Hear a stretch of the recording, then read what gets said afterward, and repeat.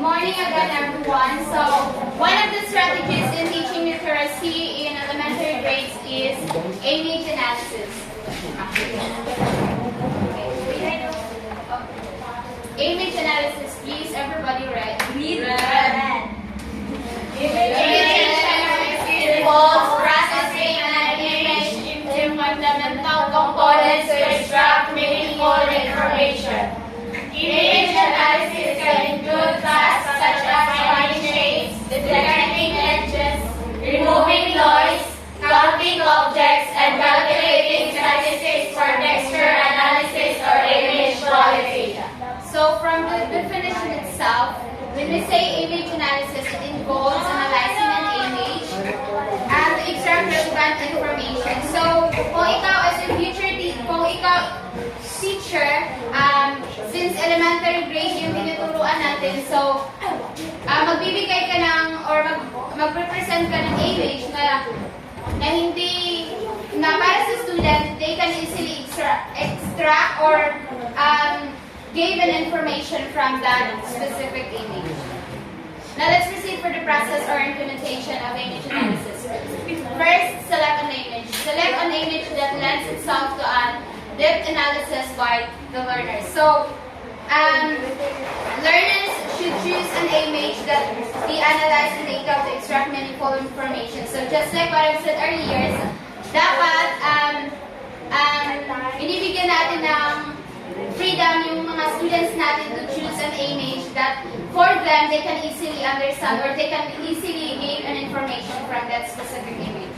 Now let's proceed with the needed learners through analysis. Everybody please read. Share the image with learners by providing topics or by projecting or displaying it in the classroom. Lead learners slowly through the following steps. To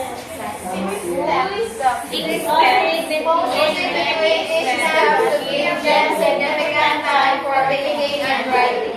So in lead learners through analysis, you as a teacher, you need to give copies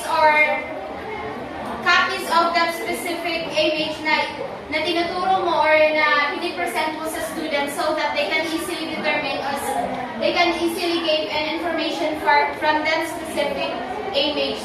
Lead learners slowly through the following 6 steps. The first step is ask learners to observe the photo intently. So, hindi ka lang nagtuturo o hindi ka lang nagbibigay ng photo. Also, you can ask your students or learners to analyze or to observe the photo, kung ano yung nasa photo, have them colors, textures, or position of the image. Now let's proceed further. I have your 3 benefits of image analysis. First, lead students in a critical analysis of an image that enhances their critical observational, interpretive, and critical thinking skills. So to lead students in the critical analysis of an image, teachers can use various strategies. So to lead the students in the critical analysis, you as a teacher, magbibigay ka ng iba't ibang strategies para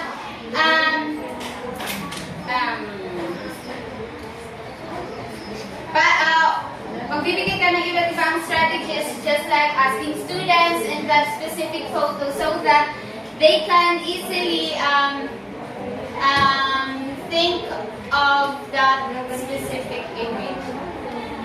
Next, lead to increased students interactively and discussion. So, like for example, their teachers can use interactive learning activities just like group work, a technology to engage students and promote collaboration, leading students in a critical analysis. Next, teaching with images can also help develop visual literary skills which contribute to overall critical thinking skills and lifelong learning. So, using image analysis can also help develop students' critical thinking skills and lifelong learning. content analysis. So these questions or this content analysis, usually na tinatanong ng teachers kapag mag-provide siya ng image for the students. The first is, what do you see? What is the image all about? Are there people in the image? What are they doing? What are they presented? Those are the content analysis that usually teachers ask for the students, for the learners. Now let's proceed for the making word maps. Everyone, please read the first sentence. A word map is a graphic representation of the definition of a word. It is based on the notion that before the students can say what a word means, they must have developed a concept of definition. They must be able to identify and define new terms by using context clues and prior knowledge. So in the first definition, a word map is a graphic representation of the definition of a word. So this means a word map is a visual tool that helps to organize and develop the students' understanding of a vocabulary word concept. So word maps are useful for enhancing it. Making word map is one of the strategies in enhancing the critical thinking of a student. Now let's proceed for the steps that be used in mapping words. First, think of the three categories of the word relationship, namely, first, the general class to which a word belongs. Second, the important properties of the word, including those distinguished from members of its class. Third, the object or the things that the word resembles or represents. Second steps, write the concept of being studied in the center of the map on top of the concept, then write a general word or a short phrase describing what the word is.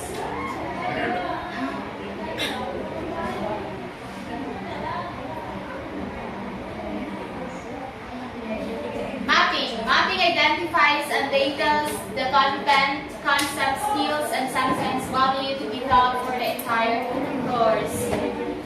So as a teacher plans a map, he or she must consider. So in making mapping, the teacher plans must be considered just following. First, you as a teacher, you need to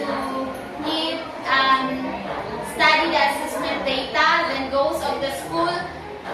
You need to know the background or the goals of that specific school. Next, pre-assessment, replacement, evaluation data of the students. Then instructional objective of the course according to the state guidelines and grade level department publication. Now last, the guidelines for mapping. So everybody please read the guidelines for mapping. First, be sure you understand the rationale. Second, be sure you understand the objectives of the course. So, of course, you need to understand or you need to study the objectives of the course before you conduct a assessment for your students or before you conduct before ka magpapakita ng images to your learners Next, clarify the focus of the course, then determine if this is a special need. Then identify the important components, concept, and content. You need to identify the importance of the components, concept, and content of that specific course so that for you can easily teach that specific topic for your students. Then examine the components, the important objectives, and decide on important components so that they can be used as a framework for your unit planning. Then last, show the map to an experienced colleague or supervisor. Any questions, clarification, or relevant reactions? None, teacher. Go Eric, walk on.